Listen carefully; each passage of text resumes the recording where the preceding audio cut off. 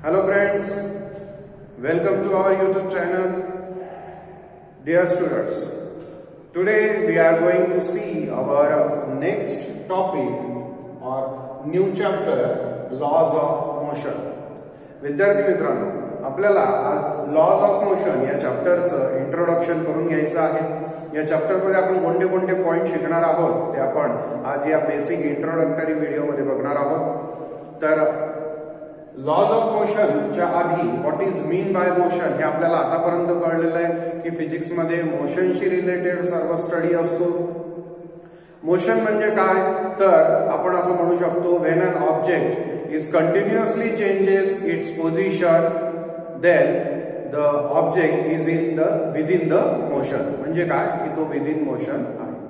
मग त्या मोशनशी रिलेटेड भरपूरशा अशा कन्सेप्ट आहेत ते आपल्याला या चॅप्टर मध्ये बघायचं आहे। या चॅप्टर मध्ये बघा आपल्याला सगळ्यात आधी एरिस्टॉटल फॉलसी म्हणजे काय, नंतर न्यूटन्सचे फर्स्ट सेकंड आणि थर्ड असे 3 लॉज कोणते आहेत, कॉन्टॅक्ट नॉन कॉन्टॅक्ट फोर्सेस म्हणजे काय, नंतर त्याचे वेरियस प्रकार, इनर्शियल आणि non inertial frame of reference म्हणजे काय, त्यानंतर आपल्याला ह्या चॅप्टर मध्ये कोलिजनचे 2 प्रकार, एक इलॅस्टिक कोलिजन, इनइलॅस्टिक कोलिजन, दोघांच्या प्रॉपर्टीज। त्याच्यानंतर ह्या चॅप्टर मध्ये आपल्याला महत्त्वाचा पॉइंट बघायचा आहे सेंटर ऑफ मास म्हणजे काय। या सेंटर ऑफ मास वरच पुढच्या वर्षी तुम्हाला जे रोटेशनल डायनॅमिक्स जे चॅप्टर बघायचं आहे त्याच्याशी भरपूरशी रिलेटेड कन्सेप्ट आहेत ते सुद्धा आपण या चॅप्टर मध्ये बघणार आहोत। या वर्षी रिड्यूस सिलेबस जो आहे तो रिड्यूस सिलेबस आपण थोडक्यात बघून प्रॉपर पॉइंट कडे वळणार आहोत। तेव्हा सुरुवातीला आज आपण इंट्रोडक्शन बघणार आहोत। सगळ्यात आधी लॉज ऑफ मोशन या चॅप्टर मध्ये आपल्याला नेमकं फिजिक्सच्या ज्या व्हेरियस ब्रांचेस आहेत त्याचं व्यवस्थित माहिती घेणं आवश्यक आहे। सुरुवातीला सगळ्यात आधी मेकॅनिझम काय आहे नेमकं तर मेकॅनिक्स हा शब्द नेमका काय ते आपल्याला बघून घ्यावा लागेल आणि मेकॅनिक्सच्या व्हेरियस ब्रांचेस काय, कारण फिजिक्स मध्ये ओव्हरऑल आपल्याला मोशनशी रिलेटेड प्रॉपर सर्व कन्सेप्ट बघायचे आहेत आणि मग त्याच्यावर जाऊन त्याच्यावरूनच आपले सर्व लॉज फिजिक्स मधले डिपेंड करतात। सगळ्यात आधी मेकॅनिक्स म्हणजे काय तर mechanics is the branch of physics which deals with the study of motion. मोशनशी रिलेटेड जी ब्रांच आहे फिजिक्स मधली तीच म्हणजे काय, त्यालाच काय म्हटलं जातं मेकॅनिक्स। मग ह्या मेकॅनिक्सचे अजून प्रॉपर 2 प्रकार पडतात, एक स्टॅटिक्स आणि सेकंड वन आहे कायनेटिक्स किंवा कायनेमॅटिक्स असं म्हटलं तरी चालतं। मग आता हे प्रकार कशाच्या बेसिसवर, जर एखादा ऑब्जेक्ट हा विदिन मोशन असेल, ऍट अ रेस्ट जर असेल आणि त्याच्याशी रिलेटेड आपल्याला जर स्टडी करायचा असेल तर तो मेकॅनिक्सच्या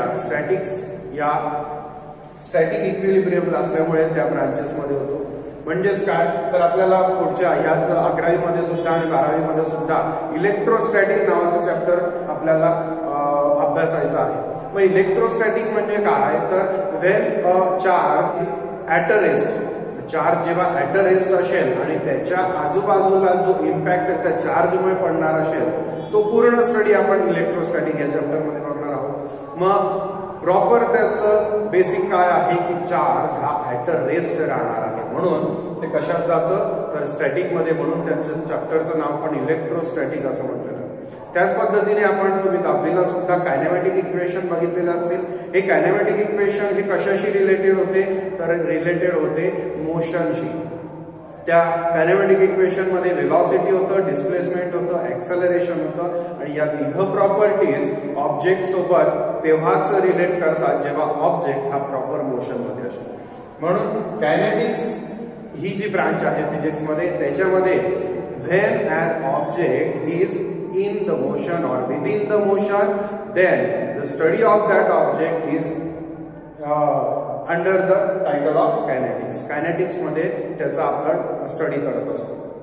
मग कायनेटिक्सच्या अजून 2 ब्रांचेस आहेत, एक आहे कायनेमॅटिक्स आणि दुसरा आहे डायनॅमिक। ह्या 2 ब्रांचेस का तर एक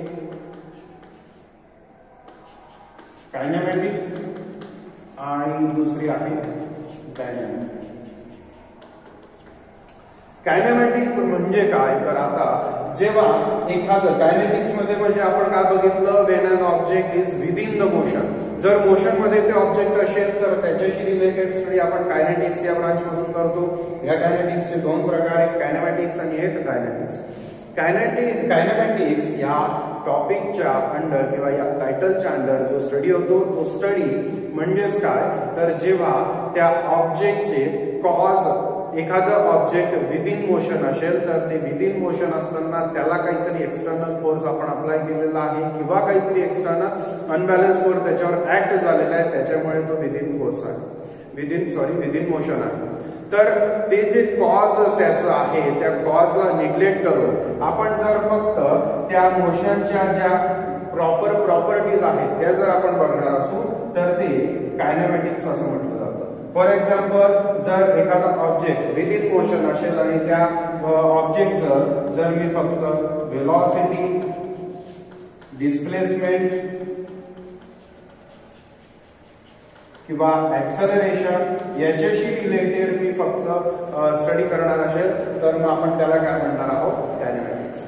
म्हणजेच काय, the kinematics describe motion without the cause of that motion. त्याचं कॉज काय आहे, त्याचं कारण काय आहे त्या मोशनचं ते आपण त्याच्यात डिफाईन करत नाही, फक्त व्हेलॉसिटी, डिस्प्लेसमेंट, ऍक्सेलरेशन या ज्या प्रॉपर प्रॉपर्टीज आहेत त्याचा स्टडी केला जातो.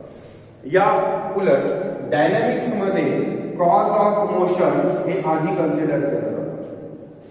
ऑब्जेक्ट विदिन मोशन आहे पण ते का आहे, त्याच्यावर एक्सटर्नल फोर्स कशामुळे लागलेला आहे, ते जे कॉज असतं ते डायनॅमिक्स या ब्रांच मध्ये आपण कन्सिडर करतो आणि याच्याशी रिलेटेड आपण स्टडी त्याच्यात करत असतो.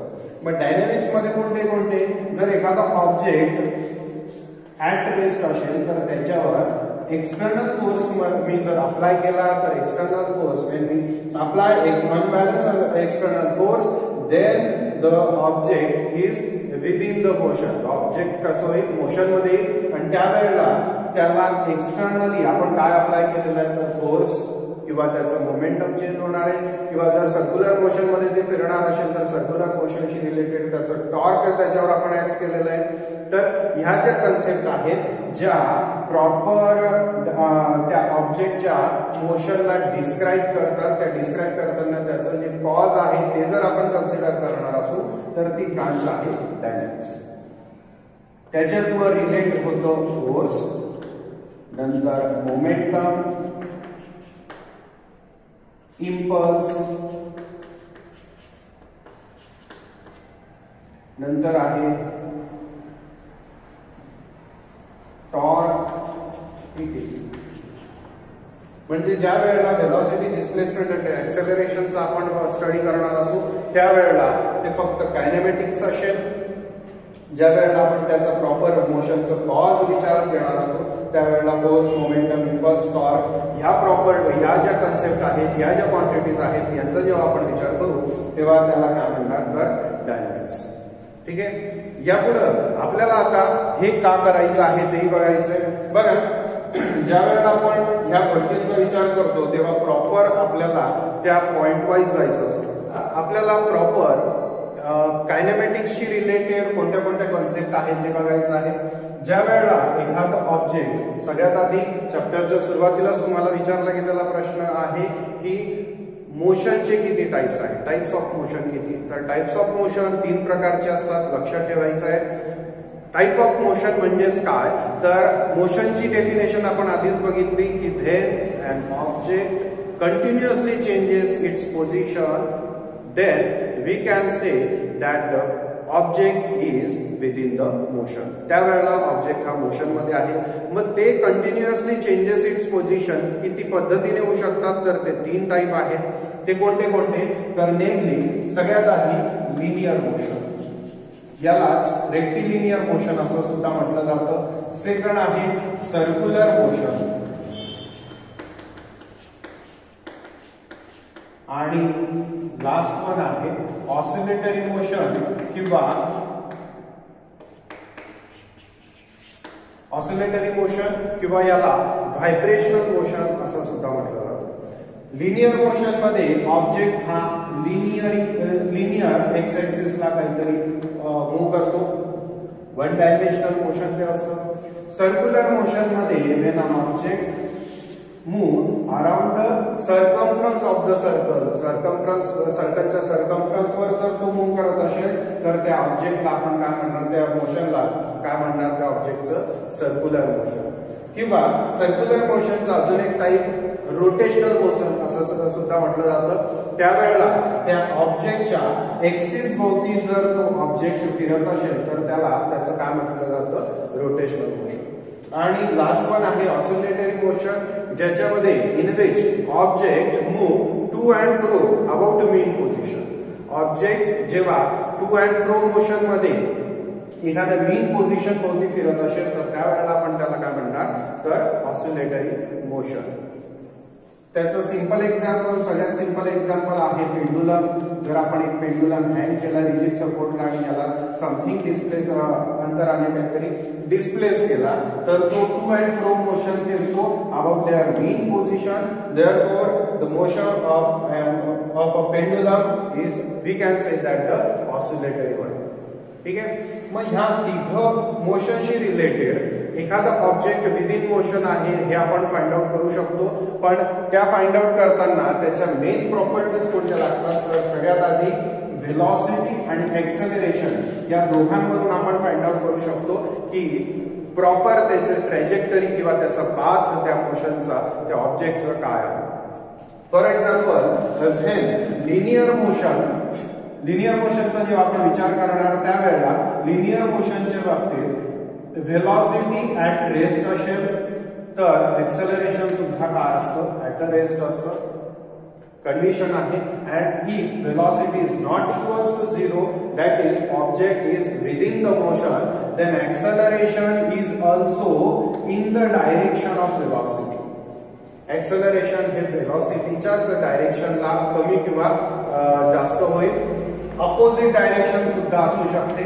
असं जर असेल म्हणजेच velocity and acceleration are in the same line or same direction or opposite direction, that is parallel or anti-parallel to each other, then we can say that the object is in the linear motion. Second आहे circular motion. Circular मोशनच्या बाबतीतही आपण velocity आणि एक्सेलरेशनच्या बाबतीत विचार करू शकतो। तर when velocity is equals to 0 याच्यामध्ये व्हेलॉसिटी 0 नाही तर व्हेलॉसिटी नॉट इक्वल्स टू 0, इथं व्हेलॉसिटी इक्वल्स टू 0 असू शकते। पण सर्क्युलर मोशन मध्ये velocity not equals to 0 and acceleration is always perpendicular to the velocity, then the trajectory of that object we can say is in circular manner. तो कशा पद्धतीने फिरेल तर सर्क्युलर मोशन मध्ये फिरेल का, कारण त्याचं एक्सेलरेशन आणि व्हेलॉसिटी हे काय आहे, always perpendicular to each other where velocity is always constant. लक्षात ठेवायचं। लास्ट वन आहे ऑसिलेटरी मोशन। ऑसिलेटरी मोशनच्या बाबतीत सुद्धा velocity is not equals to 0 and acceleration is along the velocity. Acceleration हे always not in line with acceleration, म्हणजेच काय की व्हेलॉसिटी ज्या डायरेक्शनला असेल त्याच डायरेक्शनला, पण कशा पद्धतीने तर पॅराबोलिक मॅनर मध्ये ते फिरतं। ऑसिलेटरी म्हणण्यापेक्षा आपण याला पॅराबोलिक इन नेचर असं म्हणू।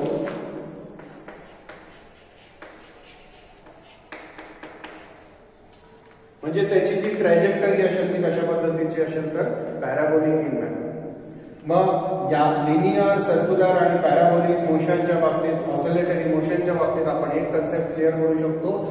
ज्या वेळेला आपल्याला प्रॉपर ट्रॅजेक्टरी फाइंड आउट करायची असेल ऑब्जेक्टची, त्यावेळेला सगळ्यात बेसिक एक्सेलरेशन आणि व्हेलॉसिटी या दोन गोष्टी महत्त्वाच्या आहेत। एक्सेलरेशन आणि व्हेलॉसिटी कशा पद्धतीने चेंज होत आहेत त्यावरून आपण त्याचं प्रॉपर ट्रॅजेक्टरी फाइंड आउट करू शकतो। आता आपण न्यूटन्सचे 3 लॉज ऑफ मोशन बघणार आहोत। न्यूटन्सचे 3 लॉज जे आहेत ते तुमच्या सिलेबसला यावर्षी रिड्यूस केलेला टॉपिक आहे, तरी तो आपला 10वीला सुद्धा झालेला आहे आणि यावर्षी पण आपण ते ओव्हरलुक करणार आहोत। न्यूटन्स फर्स्ट लॉ हा काय आहे तर त्याला first law of Newton's first law याला लॉ ऑफ इनर्शिया असं सुद्धा म्हटलं जातं। लॉ ऑफ इनर्शिया त्याचं प्रॉपर स्टेटमेंट काय आहे तर the object is in the state of inertia or at a rest up to which the external unbalancing force applied on that object. जोपर्यंत एखाद्या ऑब्जेक्टवर आपण अनबॅलन्स एक्सटर्नल फोर्स अप्लाय करत नाही तोपर्यंत ते ऑब्जेक्ट विदिन मोशन मध्ये असतं किंवा ऍट अ रेस्ट असतं। हा तुमचा न्यूटनचा फर्स्ट लॉ आहे। Within motion जर ते ऑब्जेक्ट असेल that is v is not equals to 0 then the object is continuously changing its position up to which an external force is applied on that object by opposite side। जर opposite साइडने आपण त्याच्यावर force apply केला तर velocity reduce होऊन up to final 0 येईल आणि ते object काय ऍट अ रेस्ट। और if force is applied in the same side of velocity ज्या डायरेक्शनला त्याची वेलोसिटी आहे त्याच डायरेक्शनला जर आपण फोर्स अप्लाय केला then velocity is increases gradually। Velocity त्याची काय आहे इनक्रीज होईल। हा तुमचा न्यूटन्सचा फर्स्ट लॉ आहे, त्याला प्रॉपर लॉ ऑफ इनर्शिया असं म्हटलं जातं। सेकंड लॉ आहे न्यूटन्सचा law of momentum. Law of momentum हा लॉ काय आहे तर ह्या लॉ नुसार the change in momentum of an object is directly proportional to the force applied on that object. When we apply something force on that object, then object is within the motion and due to which the object changes its velocity continuously। जर त्याची velocity change होत असेल तर मोमेंटमचा formula आपला आहे m into v। velocity continuous जर change होत असेल तर आपण त्याला v minus u divided by t अशा पद्धतीने लिहू शकतो। that is velocity final velocity v ने दाखवलं, इनिशियल velocity u ने दाखवलं आणि विथ रिस्पेक्ट टू टाइम जर ते चेंज होत असेल तर m into v minus u divided by t and change in velocity with respect to time is nothing but the acceleration, therefore we can write it as m into a and therefore f is directly proportional to m into a, therefore f equals to m into a। that is change in momentum of an object is directly proportional to the force applied on that object।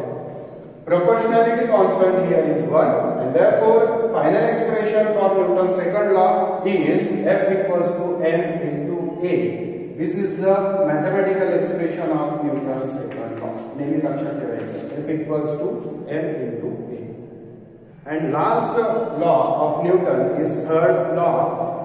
त्याचं statement काय आहे तर every action has equal and opposite reaction. प्रत्येक एका ऍक्शनवर opposite डायरेक्शनने तेवढ्याच मॅग्निट्यूडचं रिएक्शन फोर्स हा अप्लाय होत असतो। त्याला मॅथमॅटिकली सिम्पली आपण F12 is equals to minus of F21 अशा पद्धतीने दाखवू शकतो। अशा पद्धतीने न्यूटन्सचे हे 3 लॉज आपण रिकॉल केलेले आहेत। याच्या पुढचा पॉइंट आपण पुढच्या व्हिडिओमध्ये बघणार आहोत। धन्यवाद।